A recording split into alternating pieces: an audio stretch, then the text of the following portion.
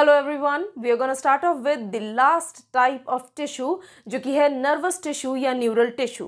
Nervous या neural tissue जो है इसका ओरिजिन है एक्टोडर्मल विद सम एक्सेप्शन जिसके बारे में आगे पढ़ रहे हैं, राइट? और इसके दो इंपॉर्टेंट कैरेक्टर्स हैं। सबसे पहला कैरेक्टर कि जो नर्वस टिश्यू है वो एक्साइटेबल है, जिसकी वजह से वो स्टिमुलस को रिसीव करेगा। And next character is conductivity. That means उस रिसीव्ड स्टिमुलस को ये कंडक्ट भी करता है। जो नर्वस टिश्यू है इसके अंडर आते हैं 4 टाइप के सेल्स। कौन कौन से हैं वो sales? The very first cell is neuron or the nerve cell.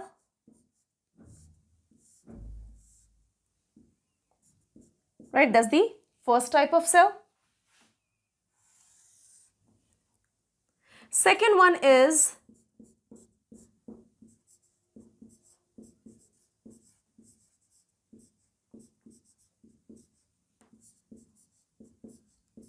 Neuroglial sales, या जिसे आप ग्लियल सेल्स भी कहते हो।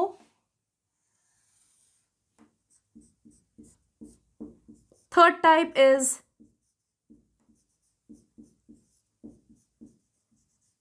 इपेंडाइमल सेल्स, या कई जगहों पर इसे सिर्फ इपेंडाइमा नाम से जाना गया।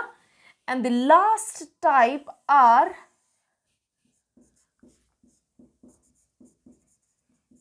न्यूरो सिक्रीटरी सेल्स, यानी वो सेल्स जो कि किसी चीज का सिक्रीशन करें। इधर से ही शुरू करते हैं इसको समझाना। न्यूरो सिक्रीटरी यानी वो सेल्स जो किसी स्पेशल टाइप के केमिकल का सिक्रीशन करते हैं। यहां से सिक्रीट होता है हार्मोन। तो हमारे सीएनएस ब्रेन के कौन से पार्ट से हार्मोन्स रिलीज हो रहे हैं? That is from the hypothalamus only. So these types of cells, neurosecretory cells, are present in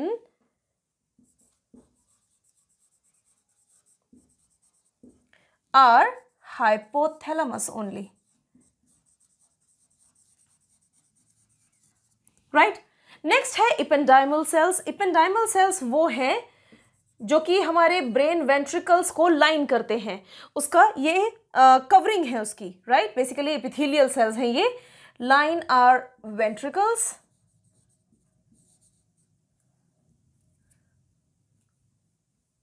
I must write brain ventricles, not only ventricles, क्योंकि वेंट्रिकल्स में आप कंफ्यूज हो सकते हो कि ये तो हार्ट में भी है। सो दे लाइन ब्रेन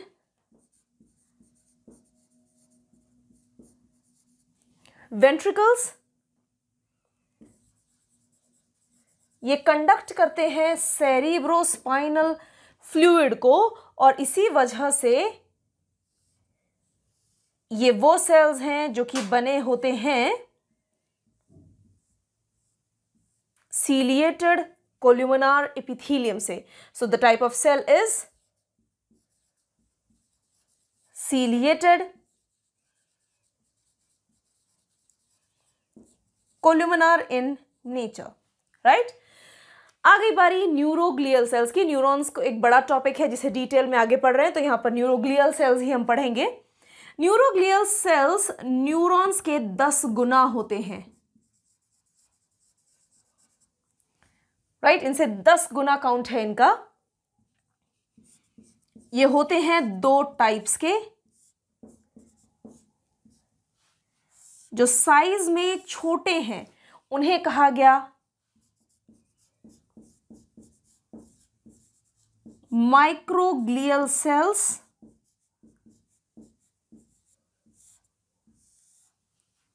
राइट? और जो साइज में बड़े हैं they are called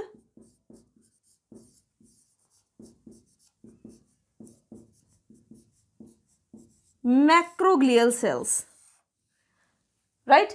Macroglial cells again are of two types. पहला है वो सेल जो कि स्टार शेप्ड होता है, इसे नाम दिया गया एस्ट्रोसाइट्स। तो एक एक करके ही पढ़ लेते हैं अबाउट एस्ट्रोसाइट्स फर्स्ट। एस्ट्रोसाइट्स क्या है? They are star shaped sales.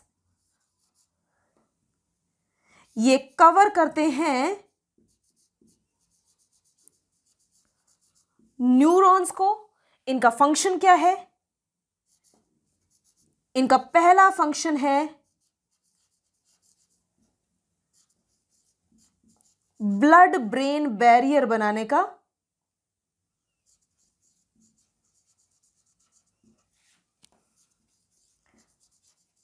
ताकि ब्रेन में कोई भी अनवांटेड चीज एंटर ना कर पाए from blood, right?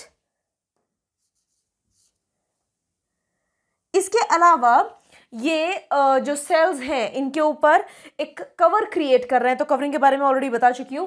So basically उनके लिए एक शॉक एब्जॉर्प्शन के लिए भी काम करेंगे। Along with that they help in nourishment, right, and exchange also.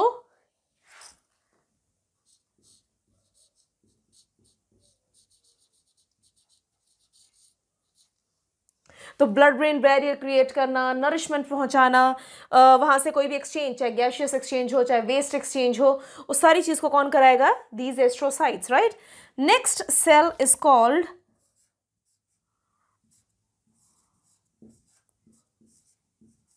Oligo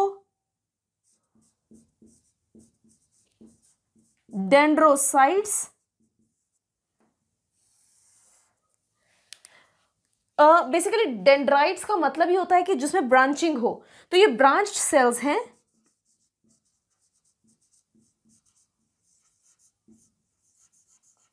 जैसे एक न्यूरॉन के ऊपर माइलिन शीथ क्रिएट करने का काम शॉन सेल करता है, हमारे ब्रेन में बेसिकली जो हमारा सेंट्रल नर्वस सिस्टम है वहां पर जो ये ओलिगोडेंड्रोसाइट्स होते हैं, ये न्यूरॉन्स के एक ग्रुप को पकड़ के उसके ऊपर माइलिन शीथ क्रिएट करेंगे। यानी इंडिविजुअल न्यूरॉन के ऊपर माइलिन शीथ वहां पर नहीं पाई जाती, right? So they cover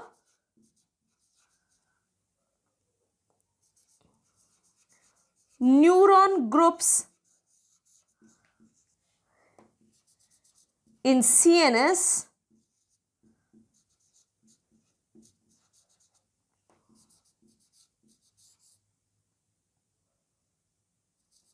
with myelin sheath। आखिरी जो सेल है वो है माइक्रोग्लियल सेल्स। जो माइक्रोग्लियल सेल्स हैं ये साइज में छोटे होते हैं एंड ये बेसिकली मैक्रोफेजेस हैं हमारे ब्रेन के। सो मैक्रोफेजेस या कह सकते हो फेगोसाइटिक सेल्स, जिनका काम होता है अगर मान लो कोई पैथोजन, कोई बीमारी पैदा करने वाला ऑर्गेनिज्म या कोई एजेंट अगर ब्रेन में एंटर हुआ तो उसे एनगल्फ करने का। इसके अलावा जो डेड सेल्स हैं, डेब्रीज हैं, उन्हें हटाने का काम भी यही माइक्रोग्लियल सेल्स करते हैं, राइट? तो अगर एक थ्योरी की माने तो जिस तरीके से हमारे ब्लड के अंदर मोनोसाइट्स का डेवलपमेंट हुआ, वैसे ये मान के चलते हैं थ्योरी जो कहती है, वो कहती है कि कुछ मोनोसाइट्स ऐसे थे जो कि ब्रेन में एंटर कर गए थे और वो वहां पर माइक्रोग्लियल सेल्स के रूप में जाने गए, राइट? तो अगर इस थ्योरी को हम सही माने तो ब्लड जो कि एक कनेक्टिव टिश्यू है और मीजोडर्मल इन ओरिजिन है, तो ये जो माइक्रोग्लियल सेल्स हैं ये भी तो मीजोडर्मल इन ओरिजिन हुए, राइट? एंड एक्चुअली जो माइक्रोग्लियल सेल्स हैं ये एक्टोडर्मल इन ओरिजिन नहीं है। They have got a similar origin like other macrophages, so that's very very important. These are mesodermal in origin. Hope it is clear. Please note it down. आगे पढ़ते हैं neurons.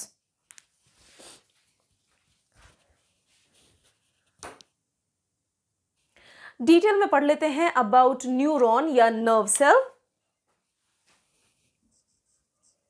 So here we have neuron, or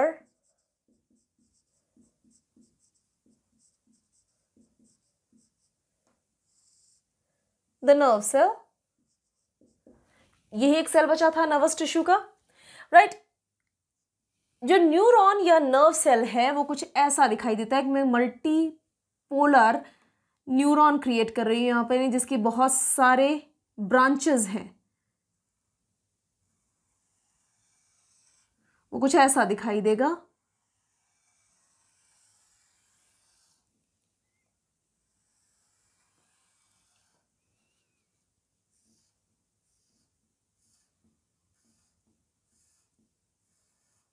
This is what it looks like.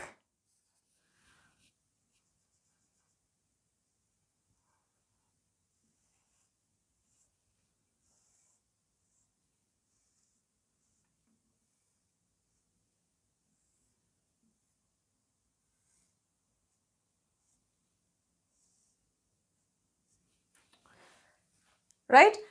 एक neuron या जो nerve cell है that has got two parts, यानी दो चीजों से मिल करके बना है। कौन कौन से हैं वो दो पार्ट्स? पहले पार्ट को कहा गया सेल बॉडी या साइटोन और सोमा। द अदर पार्ट, दूसरा पार्ट वो है जो ट्यूब्यूल्स के फॉर्म में है, इसे कहा गया न्यूराइट्स, जिसके अंडर आते हैं हमारे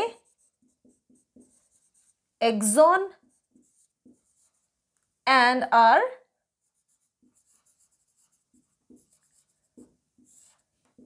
डेंड्राइट्स, राइट। डायग्राम में समझ लेते हैं इस चीज को। ये जो पार्ट है, this is the main part of neuron, this is called cyton और the cell body. So this is, I must use the other marker for this, for labeling at least, otherwise आपको कुछ clear नहीं हो पाएगा इस diagram में। Well, this is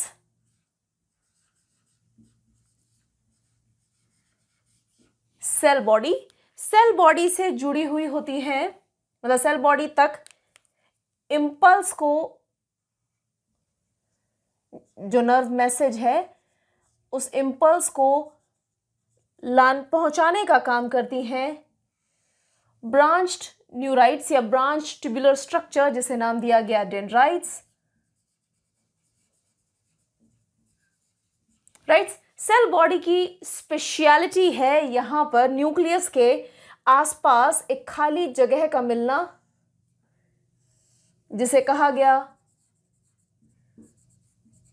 peri carrion. Peri यानी आसपास, karyon means nucleus, so it is a vacuole like structure surrounding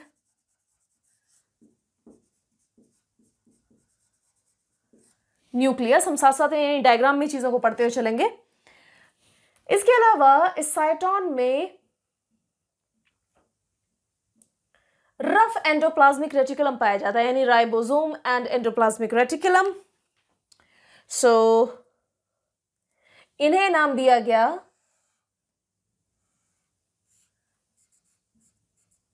निसेल्स granules. इनके बारे में हम आगे भी पढ़ेंगे। These are for protein synthesis. यहां पर कोई भी अगर टूट फूट हुई तो उस रिपेयर के लिए कौन है? These Nissl's granules are here. वहीं ये जो पार्ट है, ये जो ट्रायंगुलर सा पार्ट आपको दिख रहा है, इस ट्रायंगुलर पार्ट को नाम दिया जाता है एक्सॉन हिलॉक। ये वो पार्ट है जिसके जरिए कनेक्ट होता है साइटोन एंड एक्सॉन, और इसी से होकर के सारे इंपल्सेस पहुंचेंगे आगे। तो इस वजह से ये मोस्ट सेंसिटिव पार्ट है of neuron.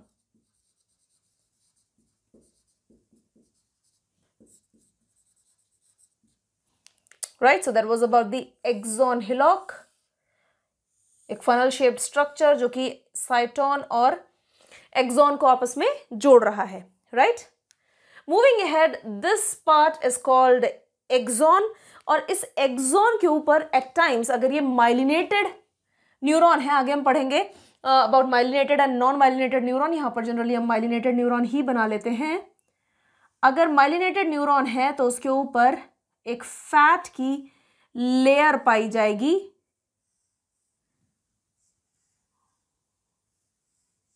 Right.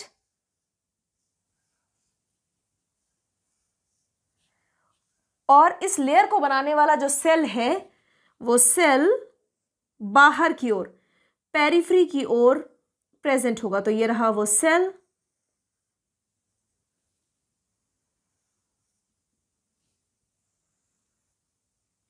Right, it is present towards the periphery. इसे कहा जाता है Schwann cell. So this is the myelin sheath. जिस स्ट्रक्चर के ऊपर ये प्रेजेंट है वो स्ट्रक्चर है एक्सॉन और this cell is called Schwann cell. वो पार्ट्स जहां पर माइलिन शीथ एब्सेंट होती है, इन पार्ट्स को नाम दिया जाता है नोड्स ऑफ रेनवियर. ये डॉट्स इसलिए ताकि आप समझ सको कि ये अलग अलग लेबलिंग है. हर चीज को हम डिटेल में आगे पढ़ने वाले हैं. एट टाइम्स जो एक्सॉन है इससे कई स्पेशल फाइबर्स निकलते हैं जो कि जो मैसेज आया उसे फास्ट कंडक्शन में मदद करेंगे. सो दैट्स अनदर एक्सॉन जो इसी से अराइज कर रहा है. इन्हें कहा जाता है lateral fibres. Right. So this is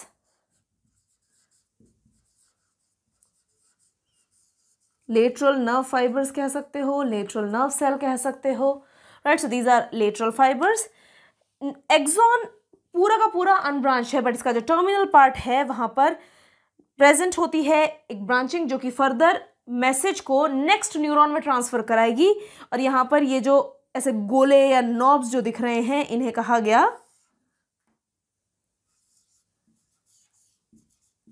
synaptic knobs. और ये साइनेप्टिक नॉब्स जो हैं they are filled with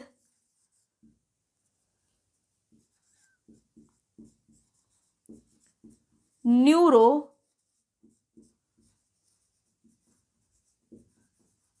transmitters ताकि मैसेज को फर्दर कन्वे किया जाए. Is that clear? डायग्राम को आप जल्दी से बनाओगे. हम पढ़ने वाले हैं about the cell body and neurites.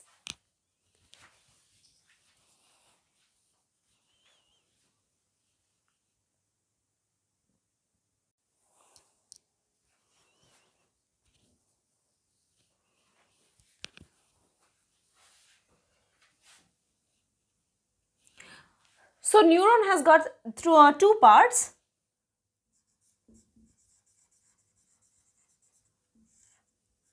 पहला जो पार्ट है वो है इसका main part, the main body, that is called cyton और ऑल्सो नोन एज सोमा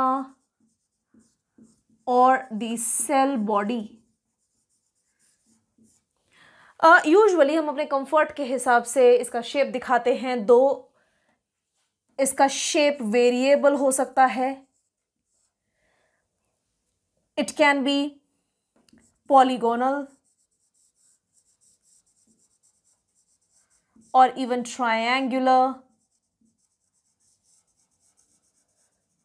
और ओवल. राइट. इसकी स्पेशलिटी क्या है? इसका जो न्यूक्लियस है दैट इज सराउंडेड बाय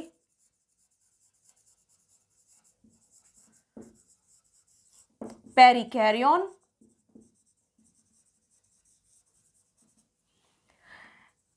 इसमें निसल्स ग्रैन्यूल्स प्रेजेंट होते हैं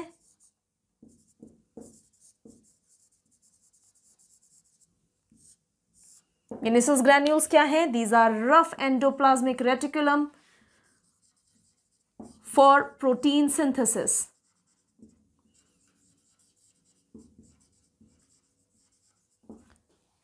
राइट, ये जो निसल्स ग्रैन्यूल्स हैं, these are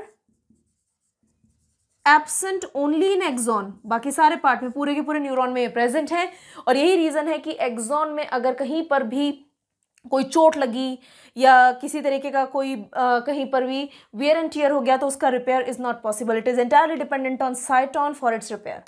is that clear? Next, it has got neurofibrils, जिसके जरिए इंपल्स का कंडक्शन होता है। सेल फाइबर्स प्रेजेंट हैं।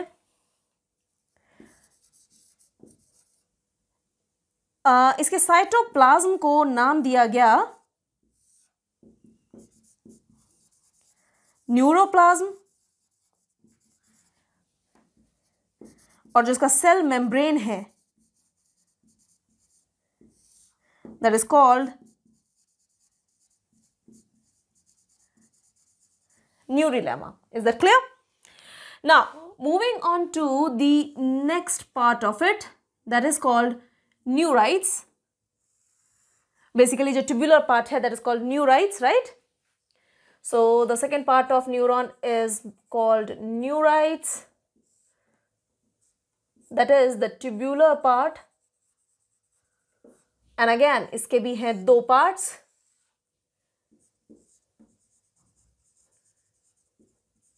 सबसे पहले आते हैं dendrites.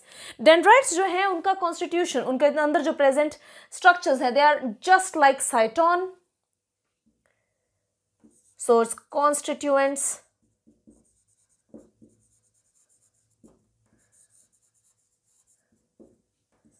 Just like साइटोन।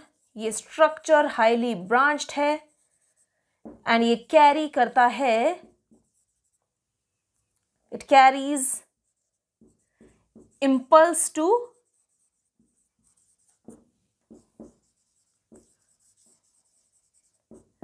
the cytone. Is that clear? Last one is axon. ये है unbranched part. ये impulse को साइटोन से दूर लेकर के जाएगा। इसके साइटोप्लाज्म को कहा गया